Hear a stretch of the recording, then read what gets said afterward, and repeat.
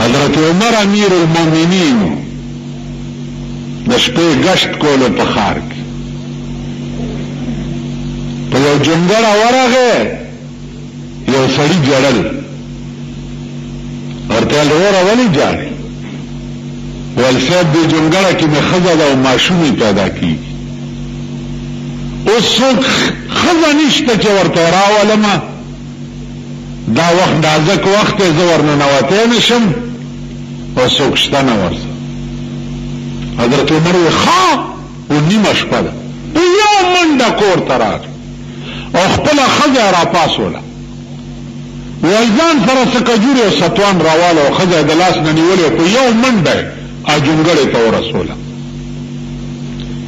وایي بیبي دننه دې ښځې ته تکلیف دی بال بچ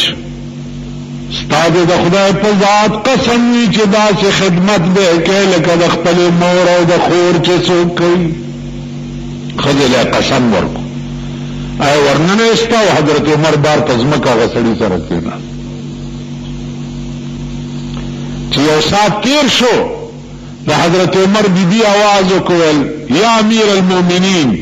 مبارک شه وراره دې پیدا شو سړی حق بک شو پر اقدا شو چې دا امیر المؤمنین دی او دا ښځه امیر المؤمنین ښځه زما د ښځې خدمت ته راغلې په هیبت شو وی امیر المؤمنین کا نام سن کر گر کا گر کام پا دل مادر میں لرزایا قلب پدر کام پا ټول کور پر پاش حضرت عمر ورته سوئی ورته یریگم جو اجروئے شریعت قوم کا سردار ہوتا ہے وہی اللہ کے بندوں کا خدمتگار ہوتا ہے کم سڑے چې د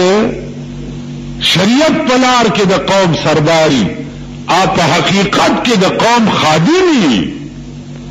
نزستا خدمتگار مو زما ښځه ستا د ښځې خدمتگار ده که زه ستا خدمت ته رالم نو دا د یرې خبره نه ده او بچیا دا کار ولې وشو بجا اتنا بھی خدمت آپ کا سر لا نہ سکتا تھا غلامی کی سند شاہ امم سے پا نہ سکتا تھا کما کی دا صفت نہ ہے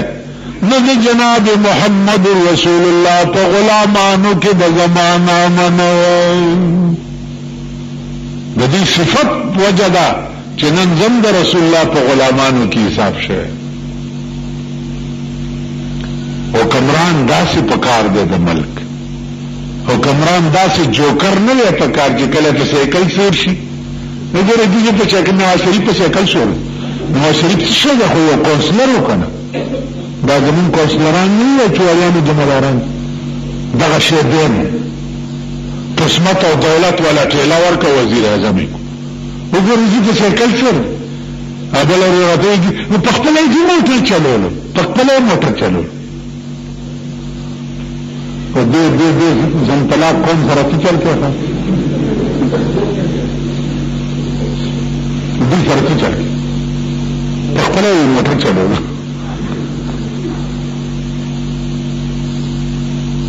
موټر نه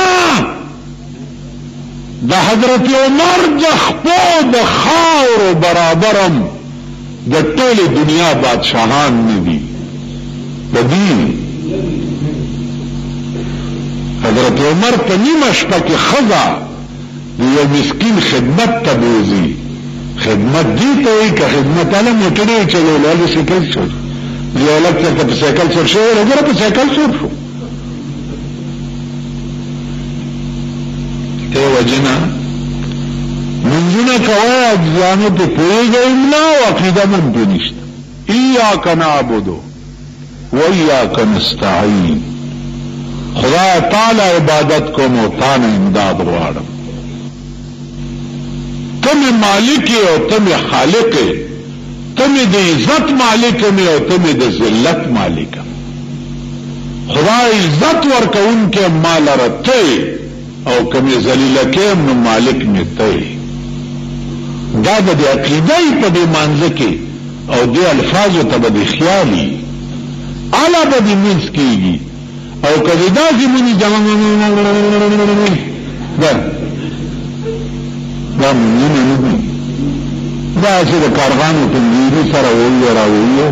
پی پوئی نا مخی دا در تخیم چه اهدنا الصراط المستقیم پا که خدا ویلی التحیات پا که خدا ویلی پا دی معراج کی بیا دا تحییت که چند شده واخر دعوانا